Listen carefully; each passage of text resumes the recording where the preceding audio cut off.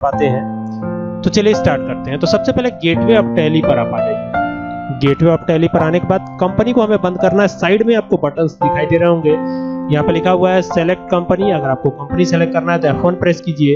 ये अल्ट के साथ F1, ये जो नीचे अंडरलाइन दिया हुआ है इसका मतलब है अल्ट के साथ F1। तो हमें अभी ये कंपनी बंद करनी है, तो अल्ट के साथ क्या प्रेस करेंगे, F1 प्रेस करेंगे तो ये कंपनी हमारी बंद हो जाएगी। या फिर यहाँ पर आप माउस से क्लिक भी कर सकते हैं, ठीक है। तो यहाँ से क्लिक करता हूँ तो ये देखिए कंपनी हमारी बंद हो गई। अब हम कंपनी इन्फो की विंडो पर आ चुके हैं। ये देख सकते हैं आप, यहाँ क्रिएट कंपनी है। आप C प्रेस कर देंगे केवल कीबोर्ड से, क्योंकि यहाँ पर मैं माउस क्लिक करता हूँ तो यहाँ से C जो है हाईलाइट हो जाता है। अगर आप सिर्फ C प्रेस करते हैं तो भी आपका काम हो जाएगा। तो यहाँ से C प्रेस कीजिए तो यहाँ पर आप आ जाएंगे फॉर्म पर। अब यहाँ पर जिस नाम से कंपनी बनानी है, जैसे मैं अपने इंस्टीट्यूट के ही नाम से the shine in computer institute, ये मैं यहाँ पे दे रहा हूँ इंस्टीट्यूट TUTE, तो ये मैंने दे दिया। अब एंटर प्रेस करता हूँ, नीचे आऊंगा मेलिंग नेम। अब यहाँ पे एड्रेस की बात आती है तो मैं यहाँ लोकल का एड्रेस दे देता हूँ, new colony Deoria. Enter press करता हूँ, इंडिया, ओके। और यहाँ से स्टेट उत्तर प्रदेश हो जाएगा, तो ये उत्तर प्रदेश हो गया। अब यहाँ पिन कोड की बात आती है 274001, विदेशों में जिप कोड होता है, यहाँ पिन कोड। चलिए आगे बात करते हैं। मोबाइल नंबर और वेबसाइट ईमेल जो भी है आप दे सकते हैं। यहाँ पर आने के बाद थोड़ा कंफ्यूजन हो जाता है। फाइनेंशियल ईयर बिगिंस फ्रॉम, तो फाइनेंशियल ईयर हमेशा 1 अप्रैल से 31 मार्च के बीच का फाइनेंशियल ईयर होता है। तो फाइनेंशियल ईयर शुरू कब से होगा, 1 अप्रैल से। यहाँ पर दिया हुआ है बुक्स बिगिंस फ्रॉम, मतलब आप काम कब से चालू कर रहे हैं। तो जैसे सपोज कीजिए मैं 2 अप्रैल से काम चालू कर रहा हूँ, तो यहाँ 2/4/2020 लिख देता हूँ, ठीक है। एंटर प्रेस करता हूँ। यहाँ पर अगर आप टैली का वर्ल्ड पासवर्ड या सिक्योरिटी पासवर्ड ऐसा कुछ डालना चाहते हो तो यहाँ पे डाल सकते हैं। फिलहाल मेरा ऐसा कोई इरादा नहीं। एंटर प्रेस करते हुए ये देखिए, ये रुपीज का इंडिया का साइन है, INR इंडियन रुपीज का फॉर्मल नेम होता है, और इसको मैं एक्सेप्ट करा लेता हूँ। अब ये एक्सेप्ट करा लिया मैंने, तो यहाँ the shine in computer institute के नाम से एक कंपनी क्रिएट हो गई। अब हमें क्या करना है, सबसे पहला काम अकाउंटिंग वाउचर में जाना है। तो चलिए नेविगेशन बटन जो कीबोर्ड में होता है ऊपर नीचे दाएं बाएं जाने का, लेफ्ट राइट अप डाउन, उससे हम डाउन बटन प्रेस करके अकाउंटिंग वाउचर पे आते हैं और यहाँ से V प्रेस कर देते हैं। देखिए रेड कलर में जो हाईलाइट है वही बटन आपको कीबोर्ड से प्रेस करना है। तो V प्रेस कर दीजिए, आप सीधा आ जाएंगे अकाउंटिंग वाउचर में। हमें कहाँ जाना है, हमें सबसे पहले रिसिप्ट वाउचर में जाना है। जब भी आप कंपनी बनाए तो इस बात का ध्यान जरूर दें कि आपको सबसे पहला काम ये करना है कि पैसा रिसीव कराना है। अगर आपके कंपनी में पैसा नहीं होगा, नेगेटिव कैश की दिक्कत आएगी, नेगेटिव कैश बार बार जो है शो करेगा। तो आपको ऐसा नहीं करना है, जब कैश रहेगा तब तो आप कंपनी शुरू करेंगे। तो यहाँ पर सबसे पहले आपको क्या करना है, F6 बटन प्रेस करना है, तो आप आ जाएंगे रिसिप्ट वाउचर में। तो एक बात और ध्यान दीजिएगा कि कैपिटल अकाउंट, जो भी आप बिजनेस में पैसा इन्वेस्ट करते हैं वो आपकी कैपिटल होती है। तो यहाँ क्रेडिट जो करना है वो कैपिटल अकाउंट को करना है, ठीक है। आप क्या कहेंगे उसे, जो भी बिजनेस में पैसा निवेश करते हैं उसे टैली की भाषा में हम कैपिटल बोलेंगे। क्या बोलेंगे, कॉमर्स की भाषा में कैपिटल बोलेंगे। तो यहाँ पर कैपिटल अकाउंट का लेजर बनाएंगे। तो कैसे बनेगा लेजर, अल्ट के साथ C प्रेस कीजिए तो ये लेजर क्रिएशन वाली विंडो ओपन हो जाएगी। यहाँ पर आपको कैपिटल अकाउंट का लेजर बनाना है। तो देखिए मैं यहाँ पे कैपिटल अकाउंट कर देता हूँ, A/C, ओके। एंटर प्रेस किया, यहाँ पर आ जाएंगे, ये अंडर कैपिटल अकाउंट में जाएगा। एंटर प्रेस करते हुए यहाँ पर आएंगे और यहाँ पर एड्रेस चाहे तो डाल सकते हैं, मैं छोड़ देता हूँ। एंटर प्रेस करते हुए इसको एक्सेप्ट करा लेता हूँ। यहाँ पर कितना कैपिटल आप लगा रहे हैं, बिजनेस में कितनी पूंजी निवेश कर रहे हैं। जैसे मान लीजिए 10 लाख, तो ये 10 लाख रुपए इन्वेस्ट कर दिए। अब यहाँ पर देखिए स्टूडेंट्स को ये भी कंफ्यूजन होती है कि क्या कैश का भी लेजर बनाने की जरूरत पड़ती है। जी नहीं, बिल्कुल नहीं, कैश का लेजर बनाने की कोई जरूरत नहीं पड़ती है। कैश का लेजर बना होता है पहले से। कैश का लेजर और प्रॉफिट एंड लॉस का लेजर ये दोनों बना होता है। तो यहाँ कैश आप सेलेक्ट करें और यहाँ से आप चाहे तो नरेशन लिख सकते हैं, business start from cash rupees या वर्थ रुपीज इतना इतना इतना, ये दे सकते हैं। मैं फिलहाल छोड़ देता हूँ नरेशन, एंटर प्रेस करता हूँ। ये हमारा हो गया रिसिप्ट वाउचर में, यानी कंपनी में जो भी हमने कंपनी क्रिएट की उसमें पैसा लगा दिया। चलिए अब हमें फिर accounting voucher gateway of tally पर आना है। अकाउंटिंग वाउचर में जाकर के V प्रेस करना है अब हमें कहाँ जाना है, अब हमें परचेज वाउचर में जाना है। तो परचेज वाउचर के लिए या तो F9 प्रेस करें या तो माउस से यहाँ क्लिक कर दें। तो ये आ गए हम परचेज वाउचर में। अब यहाँ पर सप्लायर इनवॉइस नंबर डालना है, तो कोई भी एक इनवॉइस नंबर मैं डाल देता हूँ जो कि सप्लायर का इनवॉइस नंबर होगा। डेट अगर आपको 2 अप्रैल ही रखनी है तो आप 2 अप्रैल रखें, अदरवाइज आप यहाँ पे 30 अप्रैल या कुछ ऐसे भी डेट दे सकते हैं। 20 कर लेते हैं हम, ठीक है। इसी डेट पे हम काम शुरू कर रहे हैं। अब यहाँ पर आ रहा है कैश, अब कैश भी रख सकते हैं, लेकिन अच्छा ये होगा कि पार्टी का नाम दें ताकि ये पता चले कि कौन सी डेटर पार्टी है, कौन सी क्रेडिटर पार्टी है, ठीक है। तो अल्ट के साथ C प्रेस कीजिए। अभी हम परचेज वाउचर में है तो हम यहाँ क्रेडिटर पार्टी का लेजर क्रिएट करेंगे।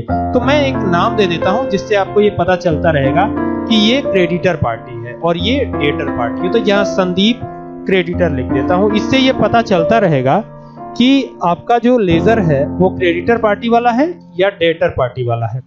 अब ये किस ग्रुप में जाएगा वो समझना है। तो यहाँ पर S प्रेस कीजिए, संडी डेटर या संडी क्रेडिटर दोनों में से किसी एक ग्रुप में ये जाने वाला है। तो हम यहाँ पर इसे संडी क्रेडिटर के ग्रुप में रखेंगे, एंटर प्रेस करेंगे। यहाँ मेंटेन बिल वाइज डिटेल को मैंने यस रखा है, maintain balance bill bye bill, enter press करेंगे और यहाँ से इसको एक्सेप्ट करा लेंगे। तो ये एक्सेप्ट करा दिया। अब ये इनका एड्रेस डाल दूंगा। जैसे मान लीजिए ये लोकल की ही पार्टी है, अगर आप किसी अदर स्टेट की पार्टी से डील कर रहे हैं तो वो भी आप दे सकते हैं। मैं लोकल की ही पार्टी से डील कर रहा हूँ तो ये मैंने दे दिया, ठीक है। अब यहाँ पर आ रहा है परचेज का लेजर। हमने अभी परचेज का लेजर क्रिएट नहीं किया, तो हमें क्या करना है, अल्ट के साथ C प्रेस करना है और यहाँ परचेज अकाउंट का लेजर बना लेना है, purchase account, okay. Enter press किया। अब यहाँ पर आने के बाद जहां से आप P प्रेस करेंगे, तो P प्रेस करेंगे तो ये दो चीजें आपको हाईलाइट होती हुई यहाँ नजर आएंगी, प्रोविजंस और परचेज अकाउंट। तो परचेज का लेजर अंडर परचेज अकाउंट में जाता है, तो यहाँ परचेज अकाउंट कर लेंगे हम।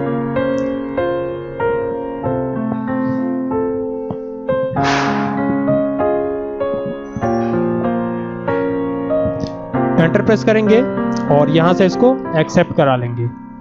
इसके बाद क्या करना है, हमें यहां से अल्ट के साथ C प्रेस करना है। अब हमें स्टॉक आइटम्स भी बनाने होंगे खरीदने के लिए, तो यहाँ पे स्टॉक आइटम के लिए अल्ट के साथ C प्रेस करेंगे तो स्टॉक आइटम भी हम बना पाएंगे, ठीक है। तो अब यहाँ पर क्या करना है आपको, यहाँ पर आपको स्टॉक आइटम बनाने। जैसे मान लीजिए हेडफोन की बात कर लेते हैं, तो यहाँ हेडफोन एक स्टॉक आइटम है जिसे हम परचेज करेंगे, तो ये स्टॉक आइटम होना भी चाहिए। अब ये यूनिट्स की बात आती है, अल्ट के साथ C प्रेस कीजिएगा तो यहाँ यूनिट क्रिएशन वाली विंडो ओपन हो जाएगी। अब यहाँ पे इसको हम पीसेस में खरीदेंगे, तो मैं यहाँ PCS लिख देता हूँ, ठीक है। यहाँ पे PIECE पीस कर दिया मैंने और एंटर प्रेस किया। डेसिमल 0 ही रखेंगे, एंटर प्रेस करेंगे यहाँ, तो ये हो गया। अब कितनी क्वांटिटी हम खरीद रहे हैं, जैसे मान लीजिए 120 क्वांटिटी हम हेडफोन की खरीद रहे हैं और एक हेडफोन की कीमत है 700 रुपए, ठीक है। एंटर प्रेस करेंगे, नीचे आएंगे। अब हेडफोन हो गया। दूसरा चीज यानी अल्ट के साथ C फिर प्रेस करेंगे और क्या करेंगे, यहाँ पे स्टॉक आइटम, अगला स्टॉक आइटम बनाएंगे। जैसे अब कीबोर्ड की बात करते हैं, तो यहाँ कीबोर्ड लिखा मैंने। कुछ भी जो आप खरीद रहे हो वो आसानी के साथ बना सकते हैं। और यहाँ यूनिट बनाने की बात है तो कीबोर्ड भी हम पीसेस में ही रख लेते हैं। एंटर प्रेस करते हैं, एक्सेप्ट करा लेते हैं इसको भी। तो जैसे मान लीजिए 100 पीस कीबोर्ड आप खरीद रहे हैं, ठीक है, और एक पीस की कीमत 120 रुपए है, ठीक है। तो पूरे की कीमत आ गई। अब कीबोर्ड के बाद आ गया माउस, MOUSE, ठीक है। चूंकि लेजर बनाना है तो अल्ट के साथ C प्रेस करेंगे, MOUSE माउस लिखा हमने और यहाँ पर प्राइमरी में रखेंगे, यहाँ प्राइमरी में रखेंगे इसे। एंटर प्रेस करेंगे और यहाँ भी पीसेस ही रहने देते हैं। एंटर प्रेस करते हैं, एक्सेप्ट कराते हैं इसको। और यहाँ 12 पीस माउस के हमने खरीदे और एक पीस जो है 100 रुपए की पड़ी। एंटर प्रेस किया हमने, तो ये हो गया हमारा। अब यहाँ से इसको हम एक्सेप्ट करा लेंगे, ठीक है। यहाँ पर हमने बिल वाइज डिटेल को चालू रखा है, तो यहाँ से न्यू रेफरेंस कर देंगे और इसको एक्सेप्ट करा लेंगे। यहाँ से चाहे तो नरेशन दे सकते हैं। एंटर प्रेस कर दिया मैंने, तो अब इसको मैंने बना लिया। अब हम चाहते हैं इसमें GST इनेबल करना, तो GST कहाँ से इनेबल होगा वो भी अभी बताता हूँ, लेकिन फिलहाल हम आएंगे, इसको पहले देखेंगे कि ये गया कहाँ। तो एस्केप बटन प्रेस कीजिए। बटन प्रेस करने के बाद अब हमें यहाँ से 2 बार D प्रेस करना है गेटवे ऑफ टैली पर आने के बाद। 2 बार D प्रेस करें तो यहाँ पर आपको दोनों एंट्रीज जो मैंने बनाई थी वो दिख जाएंगी। अभी हम परचेज में आते हैं। अगर आप इसका प्रिंट निकालना चाहते हैं तो अल्ट के साथ P प्रेस कर सकते हैं और यहाँ से प्रिंट ही निकल जाएगी। तो यहाँ पर PURCH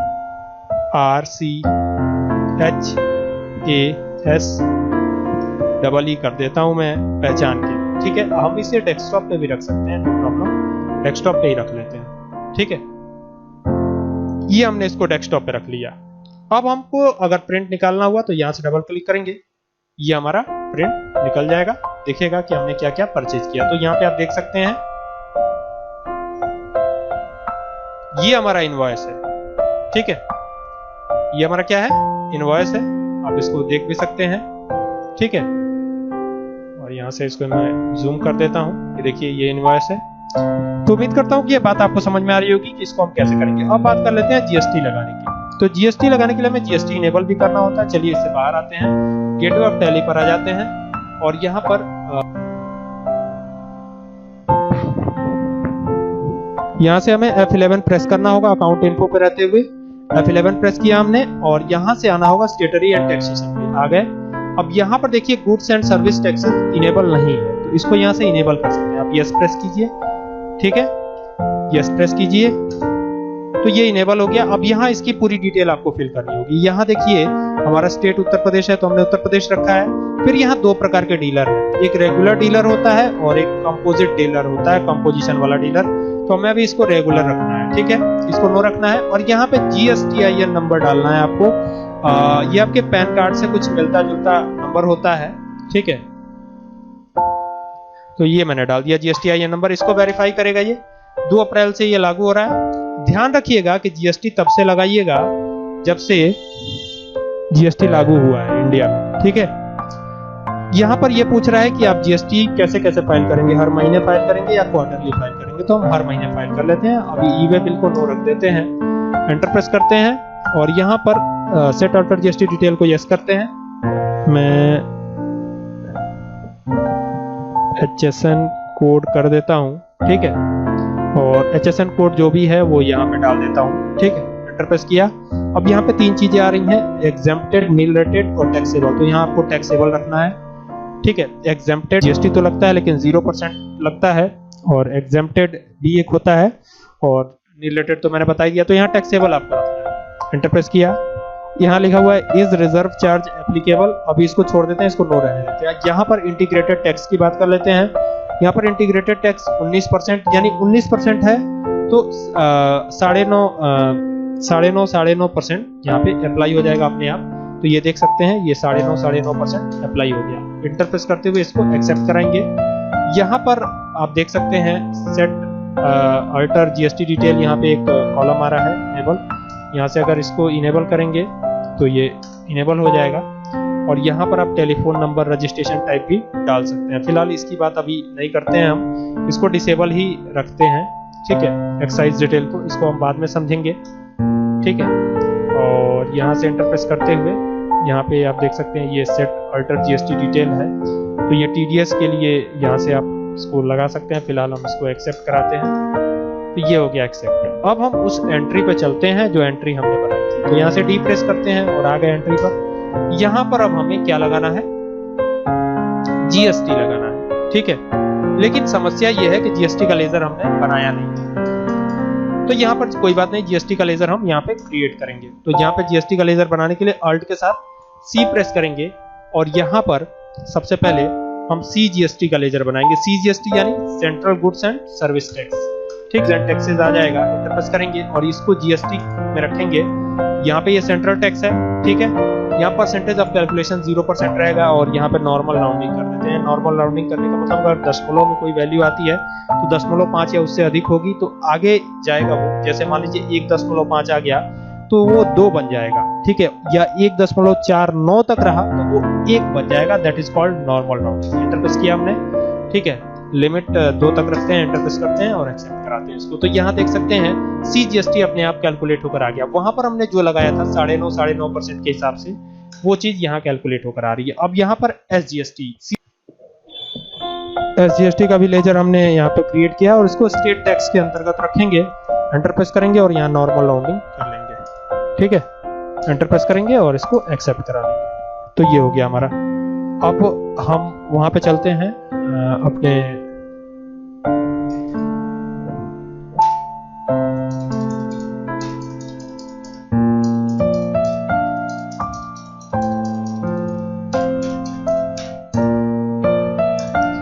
यहाँ पे सबसे पहले हमें CGST लगाना था, तो CGST हमने लगा दिया। अब यहाँ पर SGST लगाना है, ठीक है, SGST पे लगा देते हैं, CGST then SGST, S press करेंगे, यहाँ SGST आ गया। तो ये देखिए CGST और SGST बराबर अमाउंट में ये लग करके आ गया है। तो इस तरीके से हम CGST और SGST लगा सकते हैं, ठीक है। उम्मीद करता हूँ कि ये बात आपके समझ में आई होगी। लेजर क्रिएशन में गड़बड़ी तभी होगी जब आप लेजर बनाते वक्त गलतियां करेंगे, ठीक है। तो गलतियां मत करिएगा, ये बात ध्यान रखिएगा। उम्मीद करता हूँ ये बात आपके समझ में आई होगी। इसको एक्सेप्ट कराते हैं न्यू रेफरेंस करके, और ये एक्सेप्ट हो गया। अब इसको जब देखना होगा तो आप वहीं पर गेटवे ऑफ टैली पर आकर 2 बार डी प्रेस करेंगे, एंटर प्रेस करेंगे तो इसको देख पाएंगे। ऑल्ट के साथ पी प्रेस करेंगे तो ये प्रिंट होकर आएगा। इसको मैं डेस्कटॉप पे ही सेव कर लेता हूँ TTT के नाम से। और अब हम जब इसको देखना चाहेंगे तो यहाँ TTT के नाम से ये दिखाई भी पड़ जाएगा हमें, और ये हमारा बिल है। आप देख सकते हैं इसमें CGST और SGST भी लगा हुआ आ रहा है। तो उम्मीद करता हूँ कि ये सारी चीजें आपको जरूर समझ में आई होगी, और इससे आपका प्रॉब्लम आई होप कि सॉल्व हो जाना चाहिए। अगर फिर भी कोई दिक्कत होती है तो मुझे बताइएगा, मैं सॉल्व करने की कोशिश करूंगा। Thank you for watching this video.